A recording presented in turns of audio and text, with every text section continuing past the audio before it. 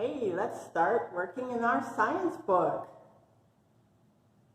Let's go to the first chapter and read together. A lot of our chapters we're going to be reading as I read out loud. I want you to follow along. So chapter 1 starts on page 8. I'll give you a second to get there. Ready? Okay, here we go. Chapter 1, a Christian view of weather. What does the Bible say? What events in history have affected our weather? Is there a Christian view of weather? Isn't weather just what happens outside? How can there be a Christian or non-Christian view of precipitation? That means rain. Many people believe that you can separate your beliefs about God from your understanding of science. However, what you believe about God affects how you approach everything in life. So it even affects your understanding of weather. If you believe that what the Bible says, then you know that God sends the rain. And you can look up these verses if you want later. And he withholds the rain. Remember that time when God made it not rain for 3 years. God controls storms. You can look that one up. Most importantly, God created the earth and everything in it.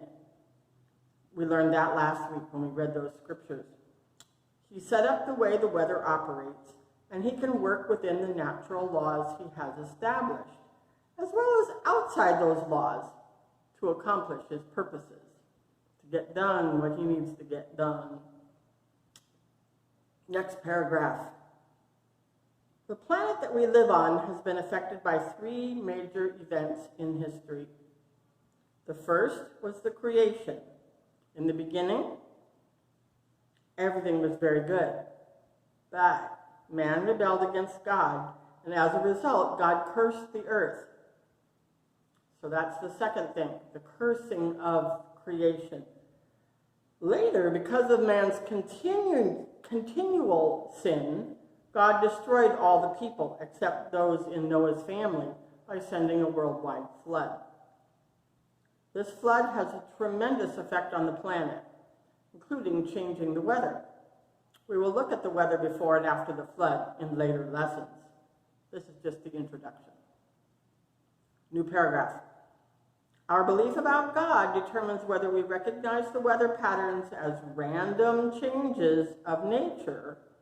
Oh, it just kind of happened that way. It's kind of like random. Or do we see it as, I'm back in the book, a lovely system with an intelligent designer? Do we recognize the water cycle as a gift from God or just a random happening? If we view the planet Earth and its weather from a Christian perspective, we will know that it was supernaturally created. It is designed by God, and it is relatively young, about 6,000 years. And we saw that in our timeline last week in history. Creation was about 4,000 BC, and then we move along to Jesus being born at 0, and then 2,000 more to today makes about 6,000 years. It was created, I'm back in the book again, about 6,000 years, so we believe that it was created in perfection, and it was created for mankind to show God's love and provision for us. Sorry, try that again. It was created for mankind, that's us, and it shows us God's love and provision for us. We also saw that in those scriptures we looked at last week. Back in the book. If we recognize these things when we study weather, we will see God's hand and understand him more clearly. We are going to do a worksheet. This is in your packet. Science number 4A. You're going to record the weather in a lot of different cities all over the country. You'll look them up either in a weather app. On my weather app, I can just change the name of the city at the top, and it'll tell me today's weather forecast. Temperature, whether it's going to be raining, windy, things like that. So that's what you're looking for. High temperature, low temperature, and weather conditions. There are places where it rains in the summer. There are places where it's hotter than it is here. And there's places where it's a lot cooler than it is here. So you're going to look up all of these cities. At the top, there's a blank. In there, I want you to put Fresno. Just because, or you can put your own city if you want, Reedley or Dinuba or whatever, or you can just look up Fresno's weather because it's very similar to ours. But San Francisco, that's over at the coast here in California. Las Vegas, that's out in the deserty sort of place.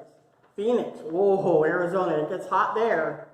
Denver, that's way up in the mountains in Colorado. Houston, that's down in Texas. They get a lot of rain and hurricanes and stuff in the summer. St. Louis in Missouri, that's in the middle of the country. Chicago, that's up near the Great Lakes. Miami, Florida, ooh.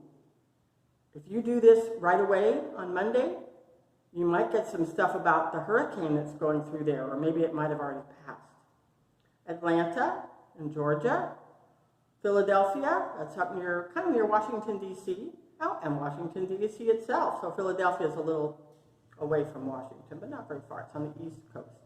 So this is your assignment for today and tomorrow. Look all these up and fill this in. And then we'll get back together and do page 4B next time. Ciao.